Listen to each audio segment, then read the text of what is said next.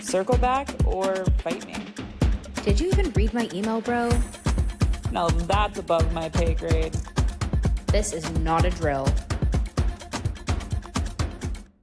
Need unfiltered stories and advice about balancing work, life, and everything in between? We're here to help. Welcome to Girls That Excel, your virtual support system to keep you excelling no matter what your path to success may be. It's Emily. And Alyssa. And today we're thrilled to be joined by Manisha Dhawan, a seasoned leader and author of The Digital Agile Leader. Manisha has a wealth of experience in digital transformation and has worked extensively with organizations to help them leverage technology effectively. Recently, she led a highly insightful seminar on the impact of AI in the workplace, where she delved into both its potential and its challenges. Her expertise and forward thinking to approach AI are sure to offer us some valuable perspectives today on AI and how it's shaping future of work. Welcome, Manisha. Yeah, we're super excited to have you. So great to be here. Thank you both. Of course. So we're going to do a clocking question. So like you clock into work, we clock into the podcast. And so today's question is, what question do you think AI gets asked the most?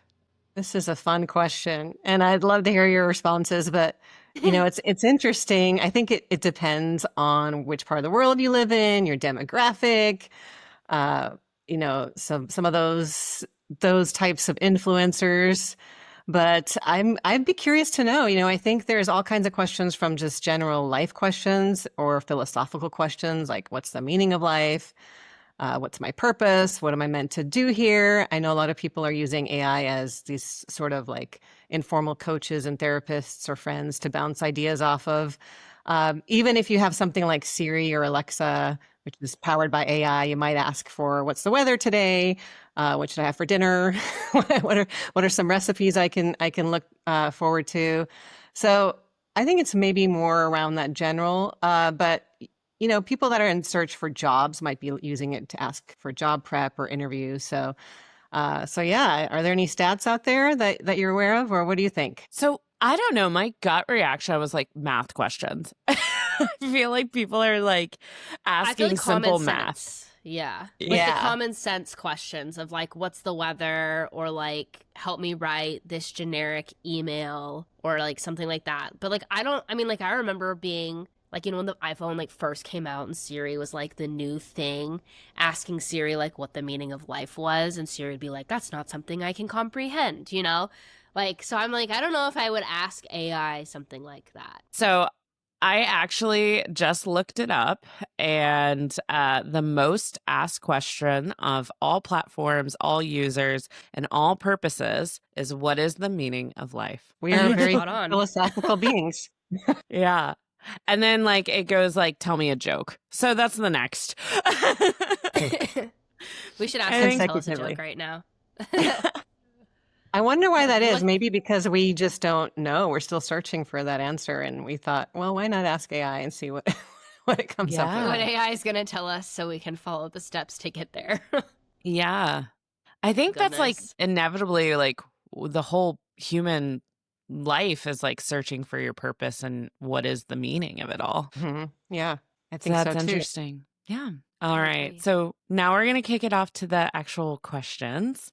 Alyssa, you want to start? Yes. So in your opinion, how do you see AI transforming the workplace in the next 5 years in both a positive and negative way? Wow. Yeah. And I think we're all witnessing it transforming how we work today. So imagine 5 years from now and the leaps and bounds potentially, right? Unless we start to regulate it more and curb its pace a little bit so that we have more guidelines and guardrails. But right now it's being used in many ways as like our co-pilot, helping make work more efficient, helping improve productivity, save time, reduce manual labor, maybe more mundane tasks. We can kind of offload that to our AI companion.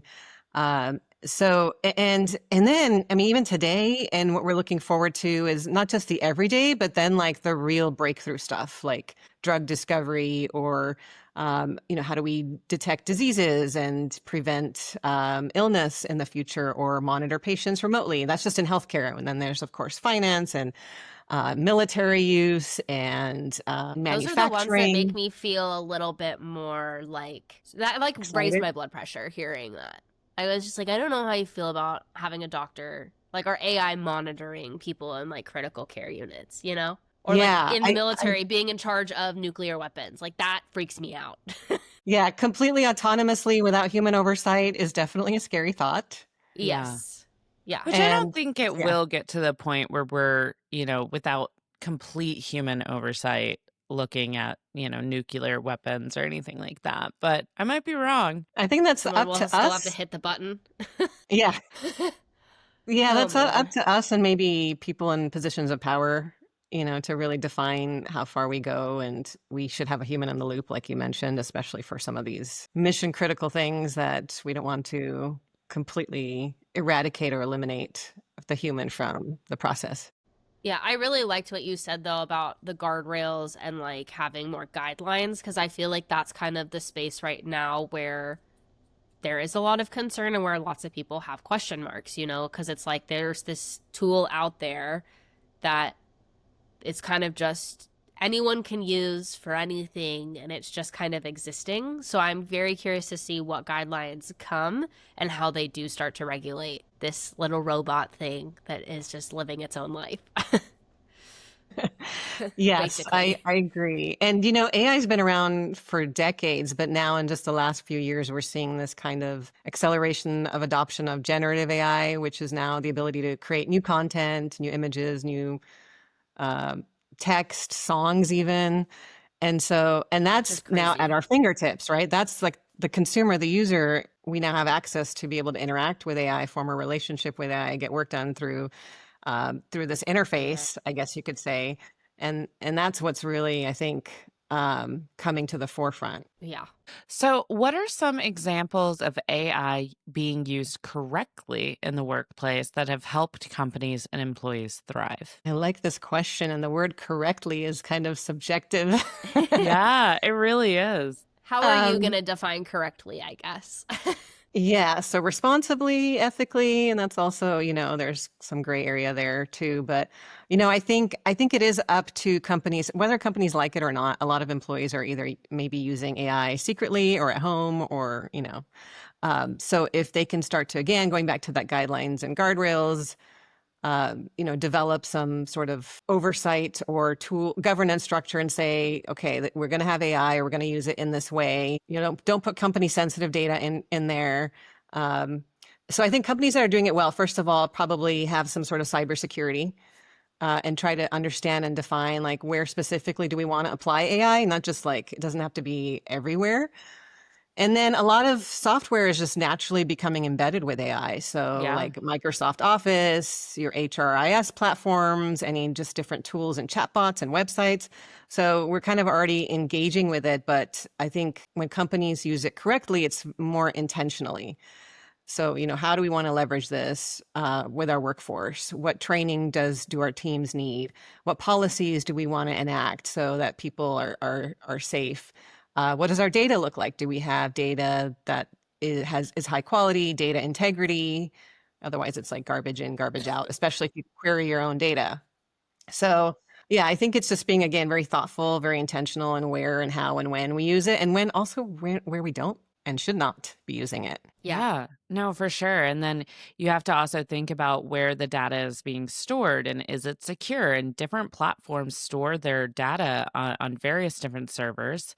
I actually work in the data server industry. And so it's really interesting seeing the impacts of certain companies and the choices they make and how like how secure it is and how sometimes insecure it is. Yeah, it's kind of risky right now, and I think either some companies just aren't aware, or they're being misguided, or they just don't know like how to actually do it in a way that's going to protect them and their data. So I think it's an important conversation that we need to have with like IT and HR and maybe even like legal teams. Like it's a collaborative discussion. What do we want to do here? How do we want to use it? It's not just one person's choice, it's the whole collective. Yes, enterprise level.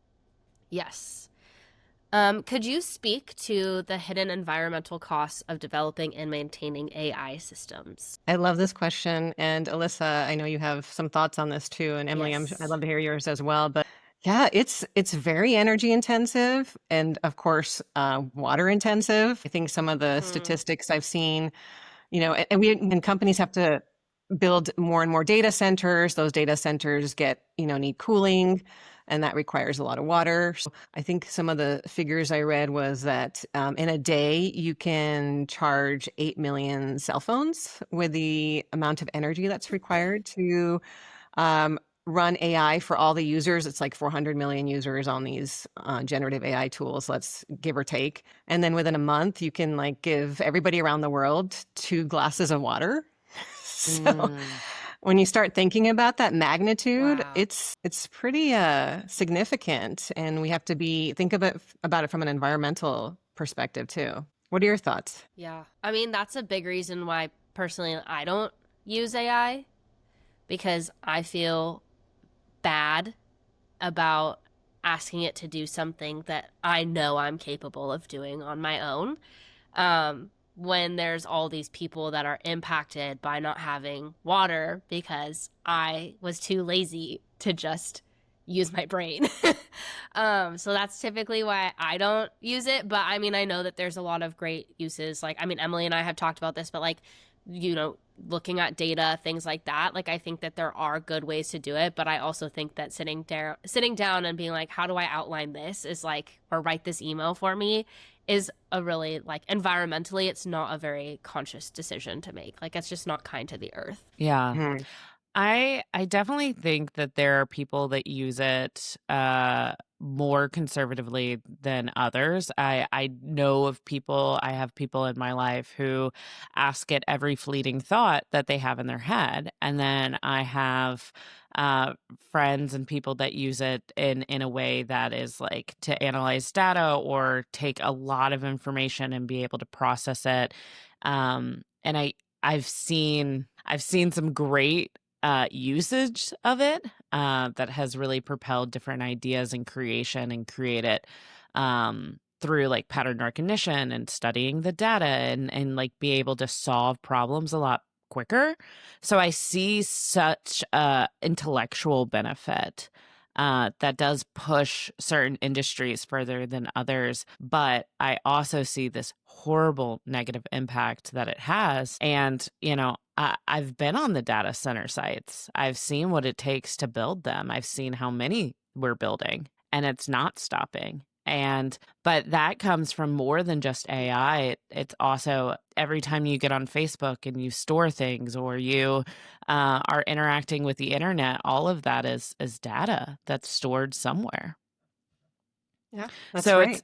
it's tough. It's tough because it's does the impact then fall on, or the responsibility fall on the day-to-day user or the companies in which are creating these systems? And I think Yeah, it's a bit of both. I agree with that. I think, like you Me too. mentioned, Alyssa, you're one of the more environmentally conscious users. So She was you caught don't talking either, about me. you, I you feel don't targeted. engage. And there are many others too, right? That are really evaluating, should I be using this, and should I over rely on it and turn to it habitually every time I have a question, or can I start to, reduce my dependency on it? And at the same time, it's helping advance so many things. So we need to find that balance. And I'm hoping as the technology progresses, it becomes less intensive on our resources. But for now, this is a reality we're living with. So we only As it have so gets many smarter. resources. Yeah, Yeah. that's another topic. Yeah, that's I mean, another topic. when you look at the history of computers, the very first computer took up an entire room, and the amount of energy that took was extraordinary. And then you look at the evolution of it, and computers have gotten smaller and smaller and less impactful. And now they're this size. But Yes. then they also become more available, and so then everyone has them. And so it's like it's harmful one way and it's harmful the other way too. All of us having the cell phones in our back pocket and being able to jump on ChatGPT anytime we want, like, has all negative consequences, but it's also going to get better within time too. Yeah, they say our cell phone has more computing power than some of the original spacecraft that existed. Yes. So that's That's just the power insane.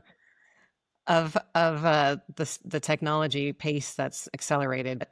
Yeah, you're right. We're tethered to our phones. There's additional screen time. Social media is driving a lot of new behaviors and impacting a lot of our youth and students and families and relationships, and the environment, right? So all of these things need to be taken into consideration. So how do we set boundaries around our use, or just be cognizant and drive awareness, I think, is the first step. Absolutely. I think so many people are not aware of the environmental impact that asking ChatGPT what its favorite color is doing to the environment. Completely agree with that. There's a disconnect between, like, oh, well, it's just a silly little question. Like, it doesn't really matter.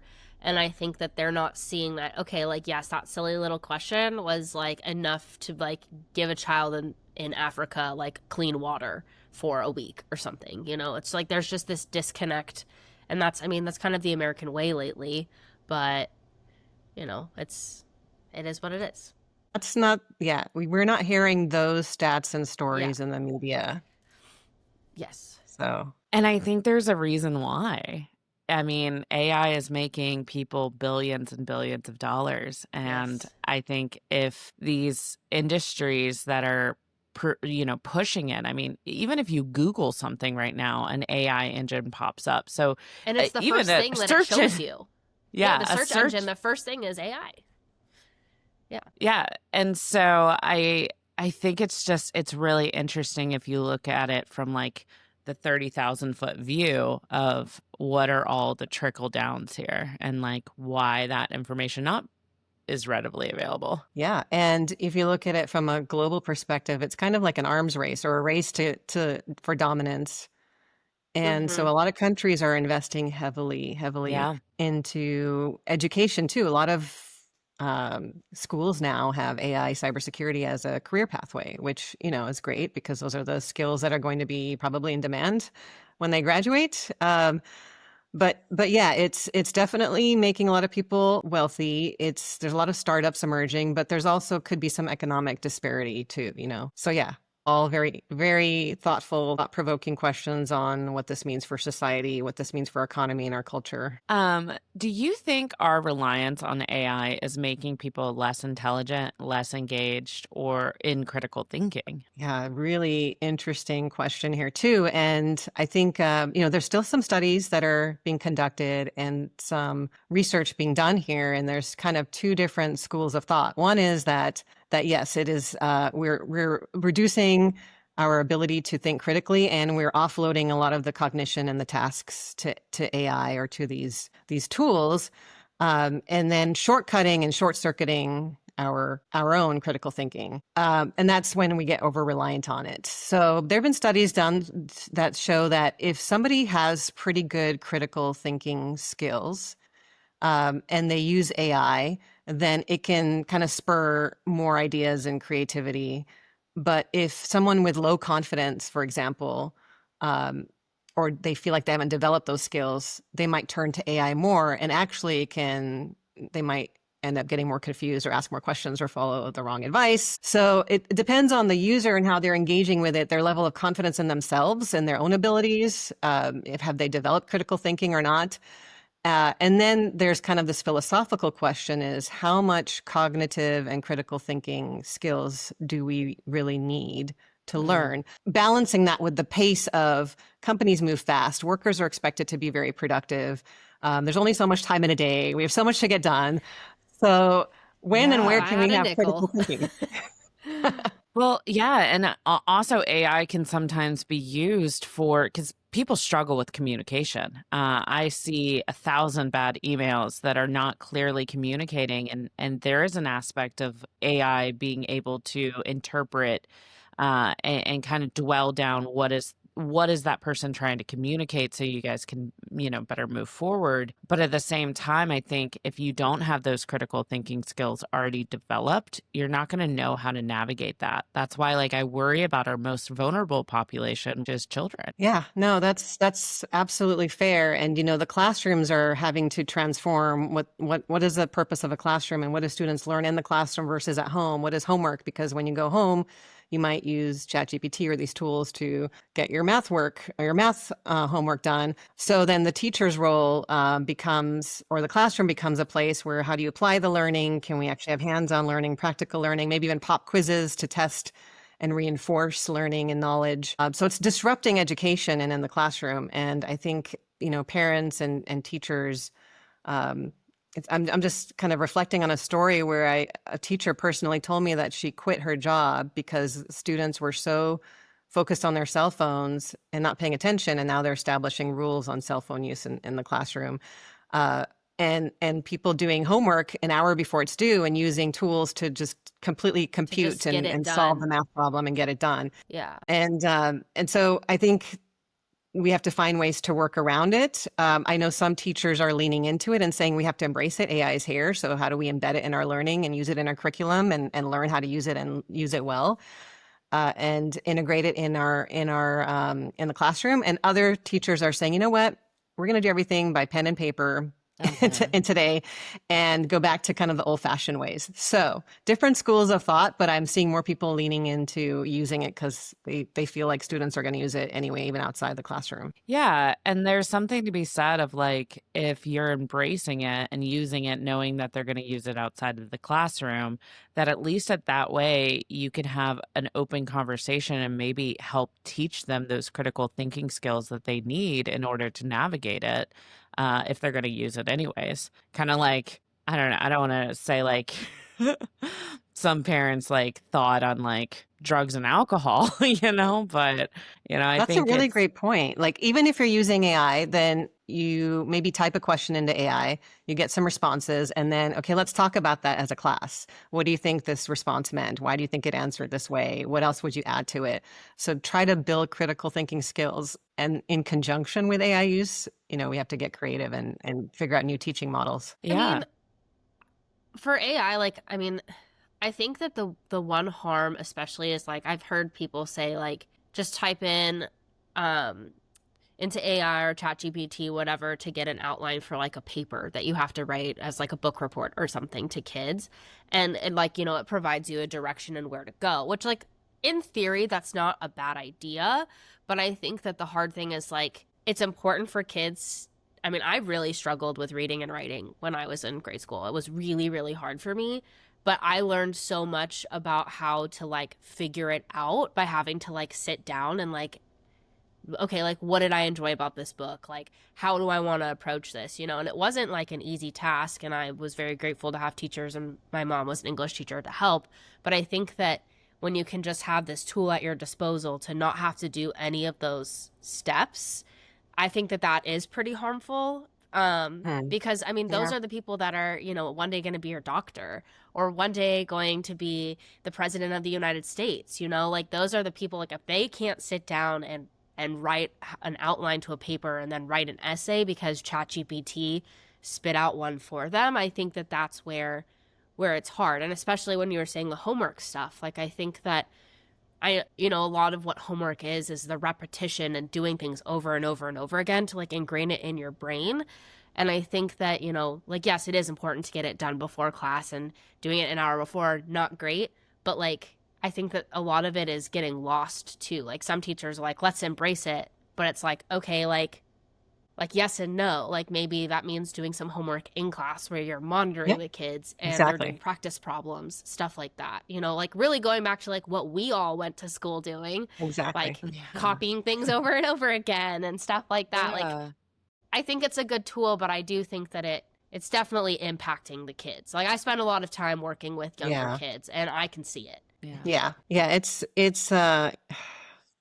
we need to be really careful this road we're going on and what we're engineering and what we're creating for the future and for our students. And the devil's advocate, the counter argument, which I'm not saying I agree with, but this is just to put it out there, is people are saying, well, we used to learn cursive in school, right? Which I still use cursive. I think it's a very fast I do way to write. too. And yeah, and I connect with my pen and my thoughts and I put it on paper and it helps me remember things. But they're like, well, is that really a skill that's needed right now? Should students be spending hours in class learning cursive, or in the future, will there be more robots, more technology to where even if you become a doctor, you have an assistant in the form of a robot, and maybe you need to learn more how to work with the robot. So there's all these different we don't know. The truth is we don't know, but I think you're absolutely right, Alyssa. We are seeing evidence of that in our students, in our children. And we need to pay attention to those signals. I love history. And so one thing I've noticed throughout time is there's always been fear. Anytime there's this new evolution of anything. I mean, people said this about calculators. Oh, no one's going to do math if they have a calculator. And then they've said it about Google and the integration of computers into our life. And I feel like there's always been this questioning of new technology every time it has come out. And that's a good thing. We should be questioning it. We should be putting safeguards and rails. But I also think it's important to note that we've had calculators, we've had Google, and the world didn't implode. So This is a great point. Yeah. Yeah, I think there's a lot of fear, and I think fear, if left unchecked, fear turns into conspiracy, and conspiracy could then be harmful on the psyche. Yeah, I'm an optimist inherently when it comes to this, and I'm a technologist. That's what I do. I go and I implement new technology. So I've seen a lot of resistance, a lot of fear, and I don't like to have a dystopian view of this, nor a utopian view necessarily. But yeah, if we look back in history at the different industrial revolutions and how they displaced jobs, but they also created new jobs. So the first industrial revolution, you had the emergence of factories. So people had to learn how to work in factories, which, by the way, back then it was very unsafe. It was very noisy. And then over time they evolved and they got better. And then we had the second industrial revolution, and electricity and production lines became very prevalent. Again, workers had to learn new skills, and the technology made their lives easier in many ways, and it made things safer to work in these factories. And then we kept moving on, and then the third industrial revolution, we saw the rise of the internet. So people were really scared, like the internet is going to take away my job. Yeah. Like you mentioned, calculators, Excel spreadsheets, but they helped accountants and they helped people perform faster calculations and free up their time to go work on other tasks and do more, have more outputs, even create new jobs. So we saw jobs like e-commerce specialist or website developer or SEO analyst. All these new jobs became possible because of the internet. And people maybe had to pivot and learn new skills, and maybe certain jobs went away that we no longer needed, but also jobs were created. And then if you look back in history, there were some interesting jobs that we used to have that I talked about in my seminar. There was actually a job called a knocker-upper. Have you heard of that? No, what is That's that? a horrible name for a job. It's a horrible name for a job, yes. Okay, That's not on my resume. What would that, like, I They don't know. door knock? Obviously, I think of door knocking. Yes, Wait, they door actually knock. door So knock? someone would come by Door-to-door with a stick. salesman. as an alarm clock. It was a human alarm clock before alarm clocks existed. You would call Dude, them up Emily, and say, imagine me knocking on your door to wake you up in the morning. You might get shot. Oh, but who woke up the door knocker? Like, how'd they wake up? That's a great question. Maybe they have a line of door knockers or knocker-uppers. They just So had anyway, but insomnia. the alarm clock was invented. never So what slept. happened to what's that? I said they just had insomnia. They had They said they never insomnia. Yes. slept. They were trained for the job, trained very well. So, so that job went away, but what happened? People became alarm clock engineers or technicians, and they had to pivot. So now we're in the fourth industrial revolution, and it's the age of AI. So it's a little bit different. It's going to be a bigger shift in many ways than prior shifts we've seen, but I'm optimistic. And I think what's coming up for us, hopefully, if we come back to community and really work together and collaborate, it's going to be like this intersection of tech and innovation and people and planet, in more harmony. So I tend to be Fingers optimistic. crossed. I'm Fingers also really crossed. optimistic that it's going to take some, mundane, like medial task that really bog down people's ability to like work.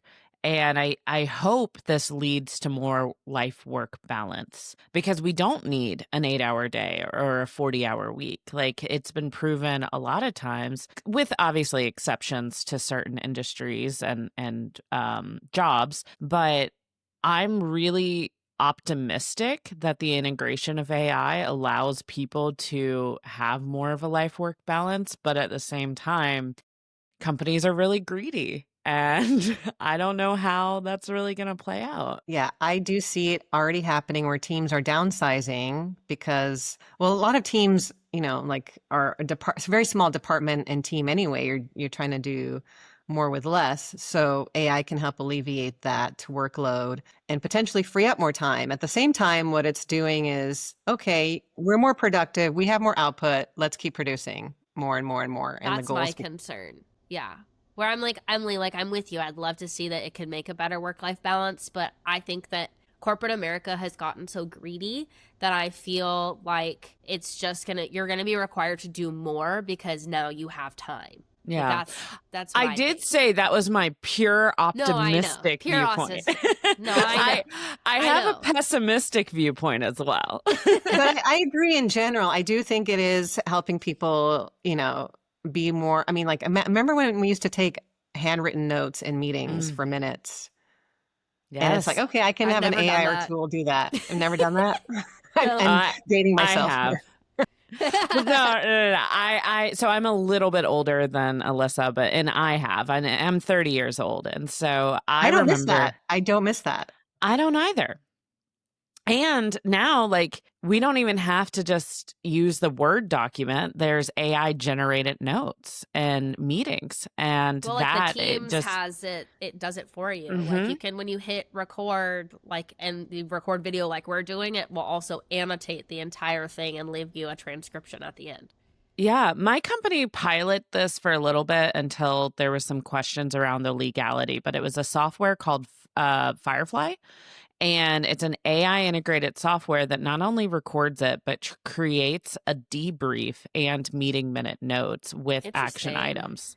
Yeah. With action items? With action items. Wow. And it says, okay, like, Bob in sales is going to do XYZ. And like, it literally pinpoints by name who's responsible for what. I wonder what it would give me on a meeting.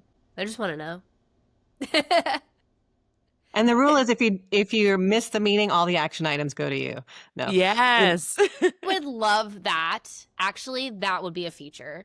I totally buy that. That's a good feature. Yeah. And have you heard of agentic AI? So now it's about how do we orchestrate different tasks. So let's add to that. What's the next step? Let's use AI to automatically schedule follow-up meetings on everyone's calendar, and the AI will crawl and look for a time that's convenient for everyone in the right time zone, and even create an agenda. So we're seeing like this connect into different steps and orchestrate tasks. Yeah. Which makes me worried about an administrative assistant. Well, it's funny, like, Emily, like, we just did an episode this week, and it's like about the art of delegation, and it was like one of the ones that we posted, we played like a this or that game, and it was like, would you rather like schedule the meetings or like do all the phone calls or whatever? And it's like, I'm thinking like, oh my gosh, neither. Like, we could do this a year from now, and maybe that wouldn't even be something that we could put as a this or a that, because it won't exist anymore, because AI will just do it for us. Yep. Crazy. So we forget that, that it's become almost like second nature now. We don't even remember how we used to do it in the past, or some of us do, but now we take it for granted that this is how it's always been. And people being born into this generation, they're not going to know otherwise, that they've always had an AI to talk to and converse with. I always joke with my mother that life didn't exist before the 90s. Because that's when I was born. And I'm like, yeah, nothing that happened before I was born existed. And it's like, that's relevant. My perception. Right. That's funny. Good awareness. How do you feel about people developing unhealthy relationships with AI, like using it as a friend or even a therapist? Or a romantic partner. No, I've seen that as well. have you seen the movie Her? Goodness. And I I've think, No, I seen the yeah, haven't. commercials, but I haven't watched the movie because honestly, it freaks me out. or like Jarvis with Iron Man, like you become attached to your even like virtual pets, when they had virtual pets or these Like the robot dogs. Nintendo dogs. Yeah. Yeah. So the concept of like human and machine relationship has been around for a while, but now what we're seeing is with AI and generative AI, it's reinforcing us, it's validating us, it's mimicking us, it's mirroring us, and it's remembering us. And it's setting unrealistic expectations for people because that's not normal in a relationship. And there's been some interesting studies done. One is that 75% of us have used AI for advice. So seeking that sort of, counselor, therapist relationship. And in many ways, it's been very helpful for people that are lonely or isolated or struggle with social interaction. It's been a very important and helpful tool. It's just setting again some limits and boundaries in how far we go, and not forgetting the value and the beauty and the importance of human to human connection and relationships that no machine can ever replace, in my mind. No, I completely agree with you. And I actually, not that long ago, my sister and I were talking because I am an extrovert, but since COVID, and have gotten very okay with being by myself, which like before I could never do that. Like I needed to constantly be with people, constantly engaging. And now I love sitting in bed and watching Bravo alone with my dog. Like sign me up.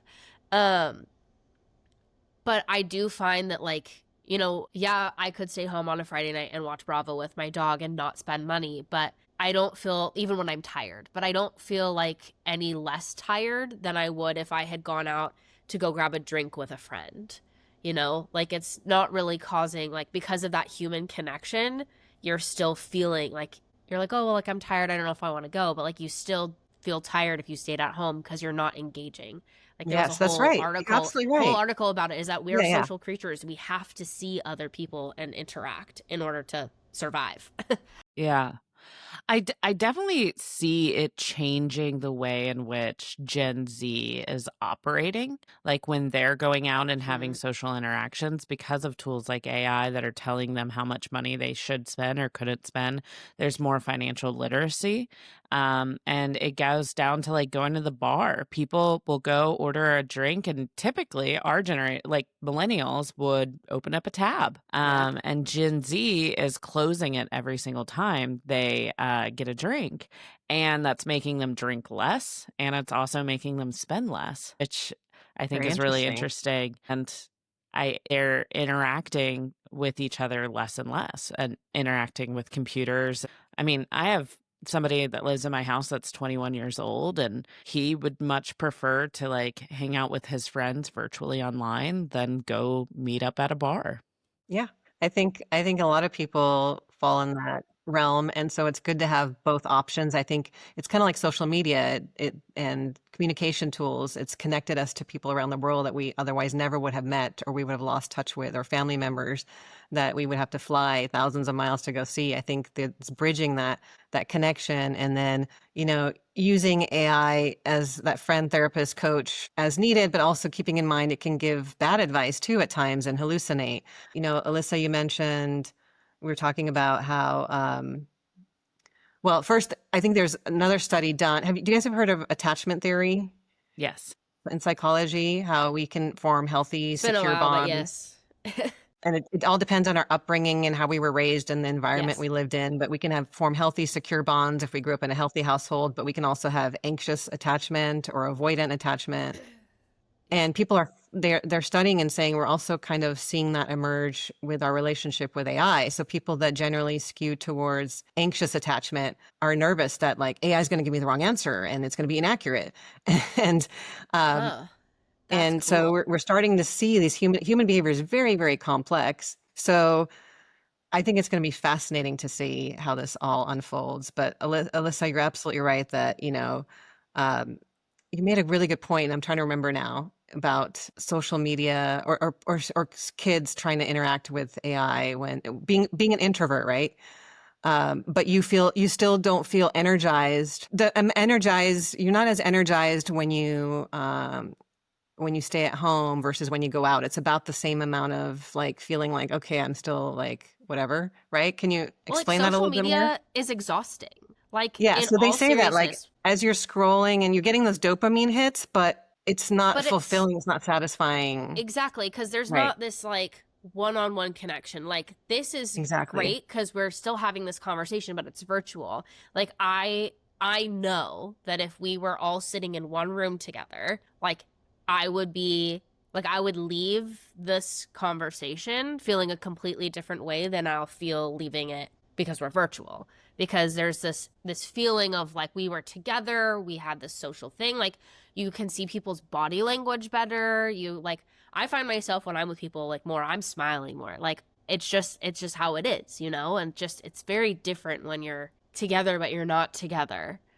Yeah. It's just that's not fair. the same. And people crave social interaction. Like, that's why COVID made so many people, like, I don't want to say weird, but, just become more recluse. It's funny that you say that because I was teaching I teach sometimes at our local university, and the students, were just coming out from COVID and still wearing masks. And some of them would come up to me after class and confess, I don't know how to socialize. I forgot how to socialize. I feel really embarrassed. I know that participation is a big part of my grade, but I don't want to raise my hand and say anything. I forgot how to do that. Or like it's a real feeling. It's a real feeling.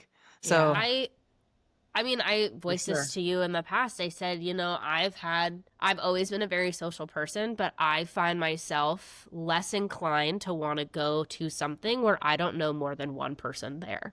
Like, if someone invites me to something and I only know them, the host, I'm probably not going to go because the host, they have to do host things and they have to bounce around, talk to people, check in on everyone. And then unless you make a new friend right away, you're like just awkwardly there in the corner, And I used to not care. Like, I would be like, I could make friends with a wall. Like, I can talk to anyone about anything. And like, I just don't have the drive to do that anymore. Like, if I don't know at least two people at a function, you won't see me there. I feel like That's how fair. the pandemic changed me is I don't have the bandwidth to go to the grocery store. Like, that is a task that is truly draining and scary. And part of it is I think that I realized the severity of COVID in the middle of a grocery store because I was shopping for my family and I hadn't been to the grocery store. I went, it was right after lockdown. The shelves were cleared. Everyone had a mask. It got very intense. And I just remember being deeply terrified. And so still to this day, I would rather get my groceries delivered because I know that I don't have the bandwidth with myself to do that. But I'm able to go to a party if I only know one person. So there's trades off. To each his own. No, I'm like, I could do it. I just don't want to. Right. I love it. It's real behavioral Fair. change. And I think that's great to like look at ourselves and say, how have I adapted or changed, or what's different about me? And is it based on my life stage or past events or trauma from events? So I think that's really healthy to talk about it. We got a little off topic, but Alyssa, do you want to take the next question? You're muted. I was like worried about my noise, so I was muting. Sorry. I was about to be like, I think we should probably circle back to the question, but but what do you think? I know, that's the story of my life. I'm like Miranda, squirrel, like but what do you think drives the push from billionaires and big tech to implement AI in every aspect of our lives? My first answer is money. Provocative question. Yes. The answer is in the question, the word billionaire. I think they see the opportunity. There's a lot of emergence of startups that have just exploded. And so they're thinking, where do I invest my money? How do I get quick returns? How can I capitalize on this moment where things are multiplying so quickly? And, I think they're seeing that definitely as an opportunity. I think, again, there's this sort of like magnified valuations too, maybe over-exaggerated valuations that we'll come to see how many of these startups exist 5 years from now.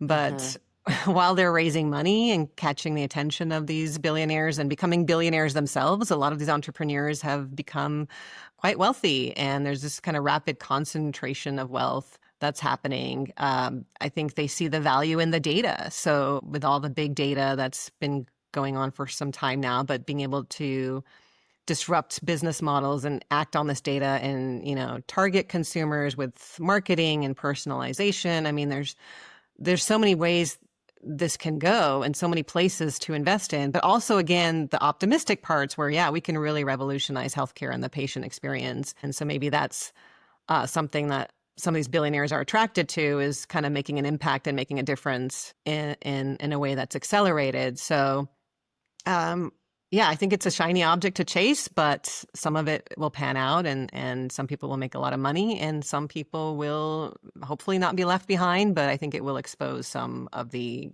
gaps economically. Yeah. And you said something earlier that I think really clicked in my head. With these billionaires, they obviously don't need any more money. They can't even spend $1 billion within their life. They will argue you on that one. But it's not that they don't need any more money, but I think that there's this aspect of creating a legacy for yourself and for your name.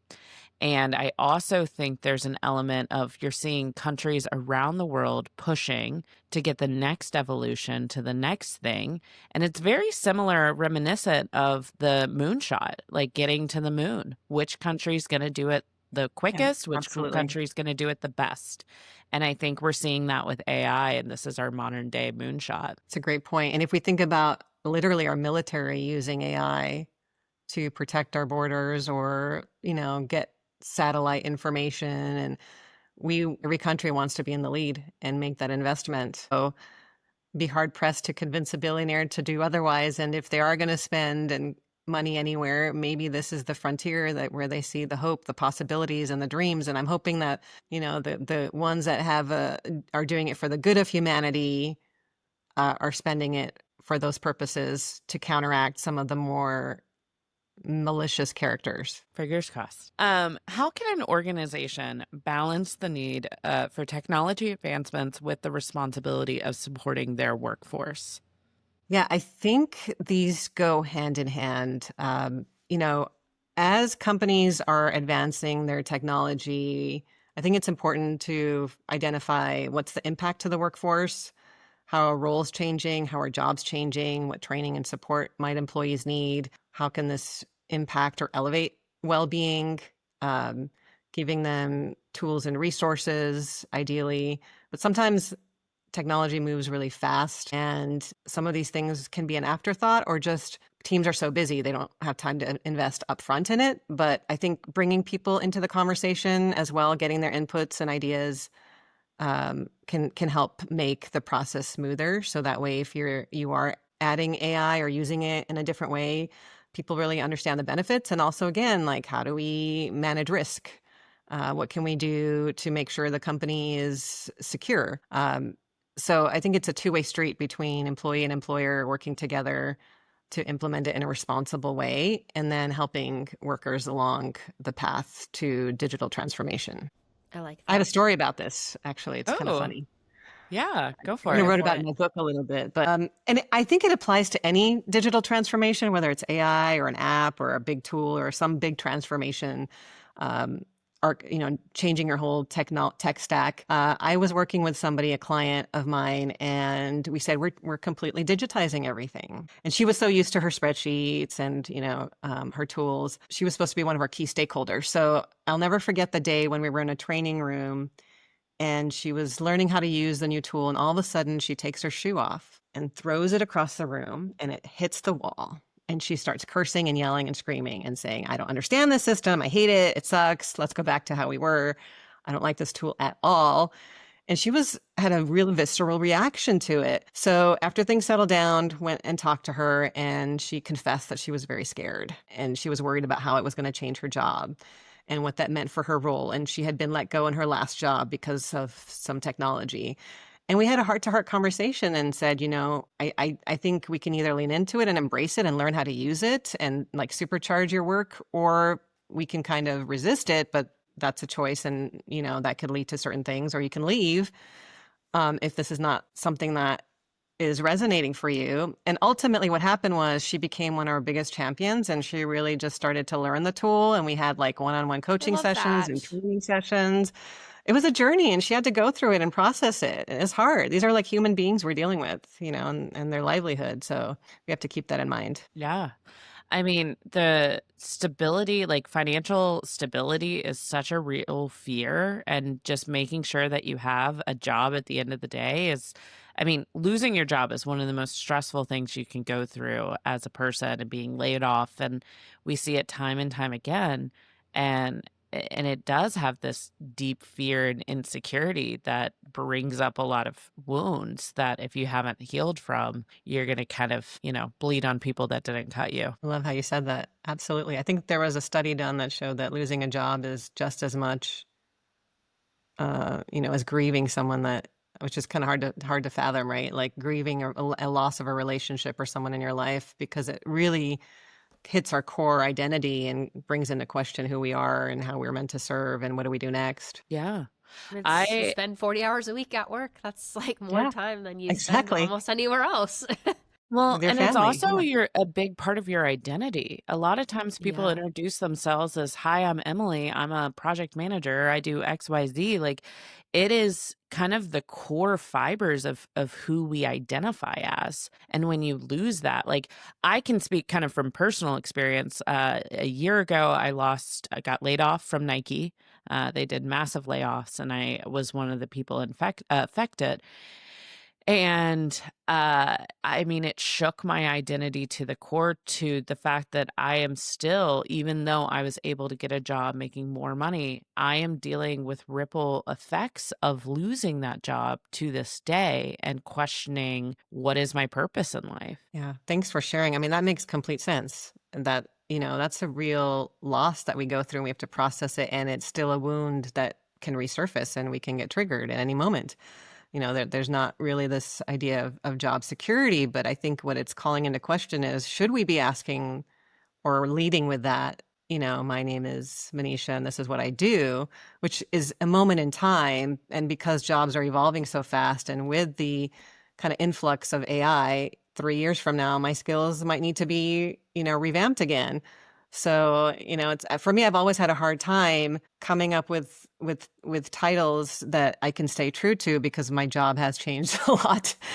So kind of reframing might help. But yeah, it's a loss. Yeah. So it takes courage to get through that, and then reinvent and redefine and come up with the next chapter of your life. Yeah. I think if I took the true optimist approach, I really would hope that we start redefining what it is to be a person in our society, and put like people connections before this is my widget. This is the thing I plug and play and I do. Because at the end of the day, we're just people that are scared, people that are loved, people that are, just trying to survive. Looking to make a friend. Yeah. Unless you don't want to go out and Yeah. rather Which, I watch mean, Bravo that's with your sometimes. dog, which is totally fine. You I want to love doing meet that your too. friends online. Yeah. I mean, and again, there's nothing wrong with doing all of those things. And, it's a hard world that we live in. And when you guys were saying all those things, I thought about like, okay, like, yeah, I like introduce myself like as like, "Hi, Alyssa, this is what I do for work," like in work settings. But I was thinking about it, and I was like, it's funny, like even in like grown up conversations, like when I'm meeting new people, like one of the first things that we talk about is, what do people do for work? Like even in like non-professional settings, because again, that's like what you do the most of. And so like I was sitting there and I was like, well, maybe like what I need to do is like, what's your favorite hobby, instead of what do you do for work? So it's like more of a happy, like, what do you do like for fun, as opposed to what Yeah. are you being paid to have to do? Or like, what's your Yeah. passion? Right. What lights you up? I Why like did that you one choose too. this path? Yeah. Yeah. Yeah. We got to rephrase the conversation. But our next question is, how can AI be leveraged to enhance collaboration and foster better communication in teams, especially in a remote work environment? Yeah, and I think we're seeing a lot of people use tools to communicate asynchronously for people that are in hybrid environments, or some people are remote. So again, things like scheduling or note taking or communications. compiling information. So I think that can enhance communication, and tools where people can congregate and communicate and gather ideas and share those ideas and then capture them so that it can be widely distributed and shared at a much faster rate. So I think it's providing that nimble agility for us to be able to lean a little bit on the technology tools when we can't be in person. So yeah, I think just the tool itself is allowing for remote work and allowing for hybrid work because we have communication tools, but also AI powered communication tools that can enhance how we collaborate and work together. No, for sure. I mean, sometimes I'll have clients that send me like a riddle. That's the best way I can put it. Is like their email just makes no sense. And it was like a data dump of information that did not necessarily like coordinate with each other. And I have leveraged AI to figure out what Decipher. are they asking so I can best, communicate with them, that I can provide them the answers that they need. Because I mean, it's so hard to infer the meaning there, and when you just boil it down to the brass tacks, that's when it's like, Mhm. okay, now I can be helpful. I just needed you to Exactly. like filter your thoughts a little bit. I needed to understand your riddle first, and now I got it. I paid the troll $3 and I figured it out. Now you can cross the bridge. Yeah, I think especially in global environments where there's cultural differences, there's language differences, there's work culture differences, I think it can help to kind of center and ground us and create some maybe ways of working or ground rules, or um, call out the similarities and simplify the language that we're trying to communicate and convey on these teams that are dispersed across the world and trying to work really fast and collaboratively to meet goals. How can we leverage technology to streamline that? Yeah. So, what is your vision for the future of human AI collaboration? Get my crystal ball out. What I envision and hope for is that we are working in collaboration, in partnership. We are not over reliant on AI, that we are in control of ourselves and our destiny. AI is not in control of us, that we have measures in place to manage and monitor risk. And it's really a global collaborative effort. So, to get there will take time and effort, but I think carving out some of those, those ideas in terms of like, what is the future of AI? Can it be something that replaces humans altogether? Do we really want that? Do we want it to go that far? But can it also enhance life and make things much easier for us? In many ways. So there's this kind of balance of in some ways we're kind of going back to the past, or people are starting to rebel against or question a lot of this technology and say, we should go back to growing our own food, for example, and not relying on AI generated crops or, precision agricultural technology that's really great for like mass production. But now more like localized farming. And so it's kind of interesting to see how this will play out. I'm hopeful that it will help us solve some of the biggest challenges that it's taken us years to solve for, like 50 years to find, cures to certain diseases. I'm hopeful How that do it will we solve find world peace? medical advancements, world peace, climate solutions, looking at our oceans and all the data that we can gather in our oceans to stabilize and make that more, thrive. Even when we look at our industry, Alyssa, in like the water space, reducing water wastage and predictive maintenance and monitoring so that we can use this data to prevent us from being wasteful. It's used for wildlife, for tracking elephants that are being targeted for poaching, and we can prevent those things. So I'm hopeful it can be used for good, for discovery, for invention, for innovation, but also humans are very much in the loop. Yeah. You actually reminded me of what I saw recently, that they used AI technology and imaging to, look at the Titanic wreckage. And they discovered something that they had no idea about. Like, it's crazy that we're still learning about the Titanic crash to this day. But that they actually had the I'm going to butcher the name, but basically the steam engine gates where they were shoving the coal in it, that they were open, which means while the ship was sinking, they were still powering the ship.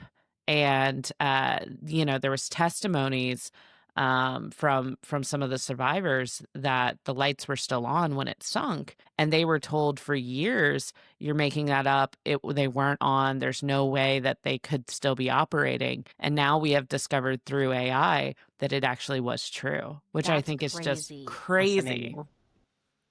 Very Yeah, cool. Yeah. No, I told you we're I going to love see more history. of that. We're going to start to question, are there really this many planets, or like, whatever it is.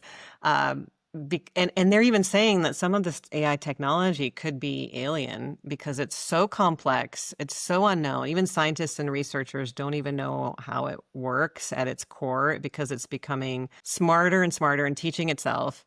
So, it'll be interesting to see how it unfolds. But yeah, can we use it in a way, to example, to accelerate R&D efforts? It takes years and years to discover and innovate A and come lot up of with new trial and products. error. A lot of trial and error, but if you kind of use it to look at these large data sets and come up with new R&D solutions or topics, again, being mindful of the impact of our dependency and the environment and all of that. Another debate on population.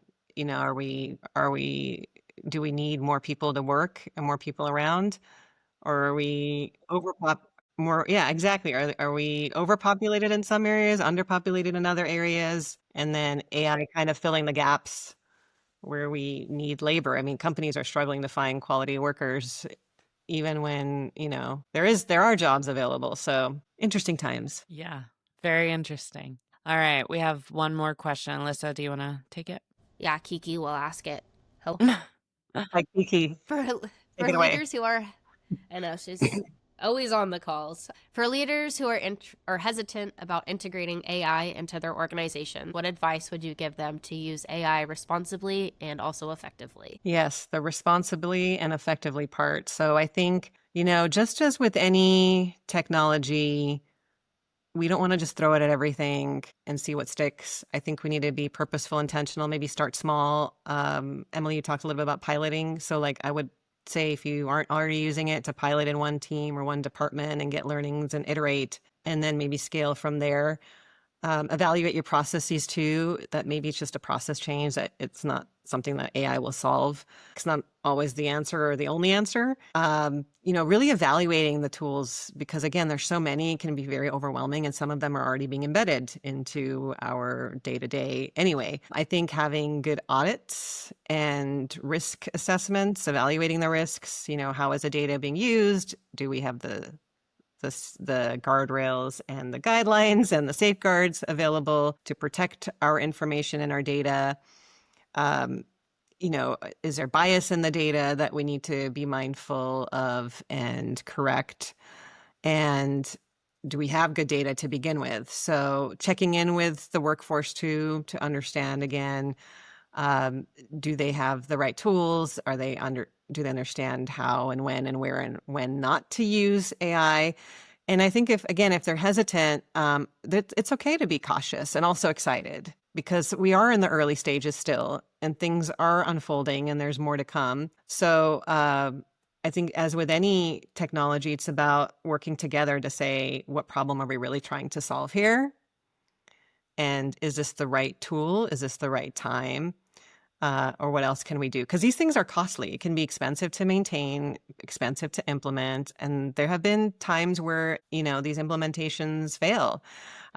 There's some studies and some case studies that show, for example, companies that have tried to replace their customer service department with AI, and they've had to scale back and say, wait a minute, we over-automated. We are losing the human touch. Maybe we went too fast, too far.